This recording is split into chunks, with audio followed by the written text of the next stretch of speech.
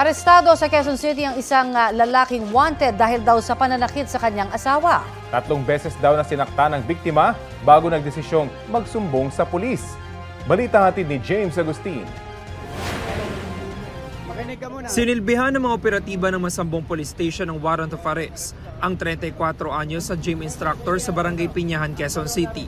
Yan ay para sa kasong paglabag sa Republic Act 9262 o Anti-Violence Against Women and Their Children Act. Nung lumabas na yung warrant of arrest ditong nahuli nating suspect, identified po ng ating mga operatiba kung saan nagtatrabaho, saan ang location, kaya madali na po nilang nahanap.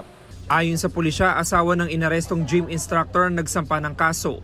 Nangyari raw ang krimen noong nakaraang taon. More than 13 years na silang nag-live-in. Then, nung time na nangyari yung insidente, they are just 2 months married with children. So, based sa information, sa data, 2 beses nangyari yung pananakit ng suspect dito sa asawa niya. Nung pangatlo, doon na po nag-decide itong ating complainant na mag-report dito sa stasyon para masampahan ng kaso. Ikapito sa most wanted list person sa Masambong Police Station ng gym instructor. Hindi na namin nakuha ang kanyang panig dahil nakalaya siya matapos makapagpiyansa. James Agustin, nagbabalita para sa GMA Integrated News. Kapuso, para sa mga maiinit na balita, mag-subscribe sa GMA Integrated News sa YouTube.